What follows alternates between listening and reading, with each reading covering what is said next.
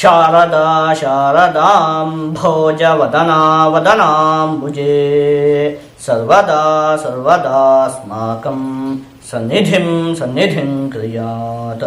ಸಮಸ್ತ ವೀಕ್ಷಕರಿಗೂ ಆಗಸ್ಟ್ ತಿಂಗಳ ಕುಂಭ ರಾಶಿಯ ಮಾಸ ಭವಿಷ್ಯದ ಕಾರ್ಯಕ್ರಮಕ್ಕೆ ಸುಸ್ವಾಗತ. ನಾವು ಮೊದಲಿಗೆ ಈ ಮಾಸದಲ್ಲಿ ನಡೆಯುವಂತಹ ಗ್ರಹಗಳ ಬದಲಾವಣೆಗಳ ಬಗ್ಗೆ ತಿಳಿದುಕೊಳ್ಳೋಣ.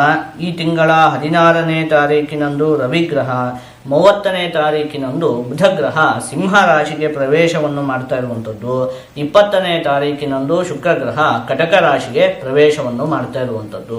ಇದಿಷ್ಟು ಕೂಡ ಈ ಮಾಸದಲ್ಲಿ ನಡೆಯುವಂತಹ ಪ್ರಮುಖವಾದ ಗ್ರಹಗಳ ಬದಲಾವಣೆ.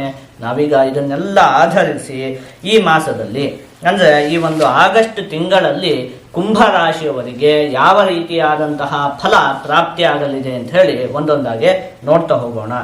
ನೋಡಿ, ನಿಮಗೆ ಈ ಮಾಸದಲ್ಲಿ ಶುಕ್ರ ಗ್ರಹ ಮತ್ತು ಬೃಹಸ್ಪತಿ ಗ್ರಹ ಇವೆರಡು ಕೂಡ ಪಂಚಮ ಭಾವದಲ್ಲಿ ಸ್ಥಿತವಾಗಿರುವಂಥದ್ದು. ಹಾಗಾಗಿ ವಿದ್ಯಾರ್ಥಿಗಳಿಗಂತೂ ಈ ಮಾಸ ಅತ್ಯಂತ ಉತ್ತಮವಾಗಿದೆ. ಸ್ಪರ್ಧಾತ್ಮಕ ಪರೀಕ್ಷೆಗಳಿಗೆ ಪ್ರಯತ್ನ ಪಡ್ತಿರುವವರಿಗಾಗಿರಬಹುದು, ಒಟ್ಟಲ್ಲಿ ವಿದ್ಯಾರ್ಥಿಗಳಿಗಂತೂ ವಿದ್ಯೆಗೆ ಸಂಬಂಧಪಟ್ಟಿರುವಂತಹ ವಿಚಾರದಲ್ಲಿ ಈ ಮಾಸ ಅತ್ಯಂತ ಉತ್ತಮವಾಗಿದೆ. ಇನ್ನು ಪ್ರತಿಭಾವಂತರಿಗೆ ಅವಕಾಶ ಪ್ರಾಪ್ತಿಯಾಗತ್ತೆ. ನೋಡಿ, ಕೆಲವೊಂದಷ್ಟು ಜನಗಳಿಗೆ ಪ್ರತಿಭೆ ಅಂತ ಹೇಳುವಂಥದ್ದು ಇರುತ್ತೆ, ಒದ್ದಾಡ್ತಾ ಇರ್ತಾರೆ, ಆದರೆ ಅವರಿಗೆ ಸರಿಯಾದಂತಹ ಅವರ ಒಂದು ಪ್ರತಿಭೆಗೆ ಸರಿಯಾದಂತಹ ಅವಕಾಶ ಅಂತ ಹೇಳುವಂಥದ್ದು ಸಿಗ್ತಾ ಇರುವುದಿಲ್ಲ. ಆದರೆ ಈ ಮಾಸದಲ್ಲಿ ಪ್ರತಿಭೆಗೆ ಸರಿಯಾದಂತಹ ಅವಕಾಶ ಅಂತ ಹೇಳುವಂಥದ್ದು ಸಿಗತ್ತೆ. ಇನ್ನು ಮಕ್ಕಳಿಂದ ಮನಸ್ಸಿಗೆ ಒಂದಷ್ಟು ಸಂತೋಷ ಅಂತ ಹೇಳುವಂಥದ್ದು ಉಂಟಾಗುತ್ತೆ. ನಿಮ್ಮ ಮಕ್ಕಳು ಯಾವುದೋ ವಿದ್ಯಾಕ್ಷೇತ್ರ ಆಗಿರಬಹುದು ಅಥವಾ ಉದ್ಯೋಗ ಕ್ಷೇತ್ರ ಆಗಿರಬಹುದು, ಏನೋ ಒಂದಷ್ಟು ಸಾಧನೆಯನ್ನು ಮಾಡ್ತಾರೆ, ಅದರಿಂದ ನಿಮ್ಮ ಮನಸ್ಸಿಗೆ ಸಂತೋಷ ಅಂತ ಹೇಳುವಂಥದ್ದು ಪ್ರಾಪ್ತಿಯಾಗತ್ತೆ. ಇನ್ನು ಬುಧ ಗ್ರಹ ನಿಮಗೆ ಷಷ್ಠ ಭಾವದಲ್ಲಿ ಸ್ಥಿತವಾಗಿರುವಂಥದ್ದು. ಹಾಗಾಗಿ ನಿಮ್ಮ ಸಲಹೆ ಸೂಚನೆಗಳಿಂದ ಅನೇಕ ಜನರಿಗೆ ಸಹಾಯ ಉಂಟಾಗತ್ತೆ. ನೀವೇನೋ ಒಂದು 4 ಮಾತನ್ನು ಹೇಳ್ತೀರಿ, ನೋಡಪ್ಪ ಹೀಗೆ ಮಾಡು ಅಂತ ಹೇಳಿ, ಅದರಿಂದ ಒಂದು 4 ಜನಕ್ಕೆ ಒಳ್ಳೇದಾಗುತ್ತೆ. ನಿಮ್ಮ ಸಲಹೆ ಸೂಚನೆಗಳನ್ನು ಅನುಸರಿಸಿ ಒಂದು 4 ಜನಕ್ಕೆ ಒಳ್ಳೇದಾಗುತ್ತೆ. ಒಟ್ಟಲ್ಲಿ ಒಂದು 4 ಜನಕ್ಕೆ ಒಳ್ಳೆಯದನ್ನು ಮಾಡುವಂತಹ ಯೋಗ ಅಂತ ಹೇಳುವಂಥದ್ದು ನಿಮಗೆ ಈ ಮಾಸದಲ್ಲಿದೆ. ಇನ್ನು ಧಾರ್ಮಿಕ ಕಾರ್ಯಗಳಿಗೆ ಹಣದ ವಿನಿಯೋಗವನ್ನು ನೀವು ಈ ಮಾಸದಲ್ಲಿ ಮಾಡ್ತೀರಿ. ಲಗ್ನದಲ್ಲೇ ರಾಹುಗ್ರಹದ ಸ್ಥಿತಿ ಇರೋದ್ರಿಂದಾಗಿ ಒಂದು ಸ್ವಲ್ಪ ಚರ್ಮಕ್ಕೆ ಸಂಬಂಧಪಟ್ಟಿರುವಂತಹ ಆರೋಗ್ಯದ ವಿಚಾರದಲ್ಲಿ ಸಮಸ್ಯೆಗಳು ಉಂಟಾಗುವುದಕ್ಕೆ ಅವಕಾಶ ಇರುತ್ತೆ. ಕುಜಗ್ರಹ ನಿಮಗೆ ಅಷ್ಟಮ ಭಾವದಲ್ಲಿ ಸ್ಥಿತವಾಗಿರುವಂಥದ್ದು. ಹಾಗಾಗಿ ಸ್ನೇಹಿತರಿಂದ ಒಂದು ಸ್ವಲ್ಪ ಮನಸ್ಸಿಗೆ ಬೇಜಾರು ಉಂಟಾಗುತ್ತೆ ಈ ಮಾಸದಲ್ಲಿ. ಏನೋ ಸ್ನೇಹಿತರು ಹೇಳುವಂತಹ ಮಾತುಗಳಾಗಿರಬಹುದು, ಒಟ್ಟಲ್ಲಿ ಅವರಿಂದ ನಿಮಗೆ ಒಂದು ಸ್ವಲ್ಪ ಮನಸ್ಸಿಗೆ ಬೇಸರ ಅಂತ ಹೇಳುವಂಥದ್ದು ಉಂಟಾಗುತ್ತೆ. ಇನ್ನು ರವಿಗ್ರಹ ಮತ್ತೆ ಕೇತುಗ್ರಹ ನಿಮಗೆ ಸಪ್ತಮ ಭಾವದಲ್ಲಿ ಸ್ಥಿತವಾಗಿರುವಂಥದ್ದು. ಹಾಗಾಗಿ ನಿದ್ದೆಗೆ ಸಂಬಂಧಪಟ್ಟಿರುವಂತಹ ವಿಚಾರದಲ್ಲಿ ಒಂದಷ್ಟು ಸಮಸ್ಯೆಗಳು ಕಾಡುವುದಕ್ಕೆ ಅವಕಾಶ ಇರುತ್ತೆ ಈ ಮಾಸದಲ್ಲಿ. ನೋಡಿ, ನೀವು ಮಲಗಿರ್ತೀರಿ, ಎಷ್ಟು ಮಲಗಿದ್ರೂ ಕೂಡ ನಿದ್ದೆನೇ ಬರೋದಿಲ್ಲ, ಎಷ್ಟೊತ್ತಾದರೂ ಕೂಡ ನಿದ್ದೆನೇ ಬರೋದಿಲ್ಲ. ಆ ರೀತಿಯಾದಂತಹ ಸಮಸ್ಯೆಗಳು ಉಂಟಾಗಬಹುದು.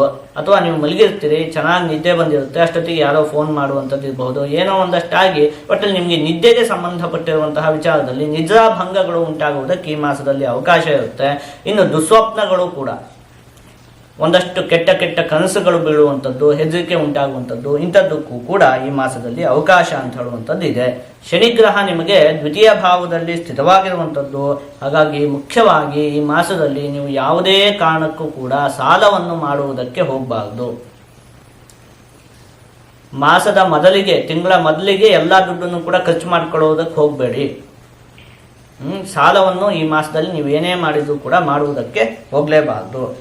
ಇನ್ನು ನಿಮಗೆ ನೋಡಿದ್ವಲ್ಲ, ಶುಕ್ರಗ್ರಹ ಪಂಚಮ ಭಾವದಲ್ಲಿ ಸ್ಥಿತವಾಗಿದೆಯಲ್ಲ, ಆ ಸಂದರ್ಭದಲ್ಲಿ ಸಪುತ್ರೇಪಿ ಕಿಂಯಸ್ಯ ಶುಕ್ರೋನ ಪುತ್ರೇ ಪ್ರಯತ್ನೇನ ಕಿಂಯತ್ತ ಸಂಪಾದಿತೋರ್ಥಃ ವಿದರ್ಕಂ ವಿನಾ ಮಂತ್ರಮಿಷ್ಟಾಶನಾಭ್ಯಾಂ ಅಧೀತೇನ ಕಿಂಚೇತ್ ಕವಿತ್ವೇನ ಶಕ್ತಿ ಅಂತ ಹೇಳಿರುವಂಥದ್ದು.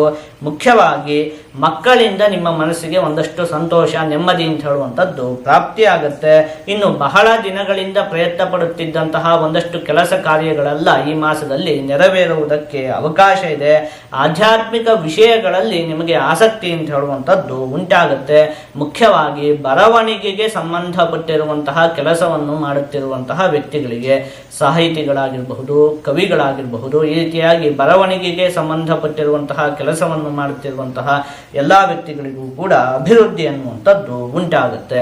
ನೋಡಿ, ಇದಿಷ್ಟು ಕೂಡ ನಿಮಗೆ ಈ ಮಾಸದಲ್ಲಿ ಪ್ರಾಪ್ತಿಯಾಗುವಂತಹ ಫಲಗಳು. ಆದಷ್ಟು ನೀವು ಈ ಮಾಸದಲ್ಲಿ ಸುಬ್ರಹ್ಮಣ್ಯ ಸ್ವಾಮಿಯ ಆರಾಧನೆಯನ್ನು ಮಾಡಬೇಕು. ನೀವು ಹೀಗೆ ಮಾಡುವುದರಿಂದ ನಿಮಗೆ ಎಲ್ಲ ಶುಭ ಫಲಗಳು ಕೂಡ ಸಂಪೂರ್ಣವಾಗಿ ಪ್ರಾಪ್ತಿಯಾಗುತ್ತೆ. ಜೊತೆಗೆ ಯಾವುದೇ ಅಶುಭ ಫಲ ಅಂತ ಹೇಳುವಂಥದ್ದು ಪ್ರಾಪ್ತಿಯಾಗುವುದಿಲ್ಲ.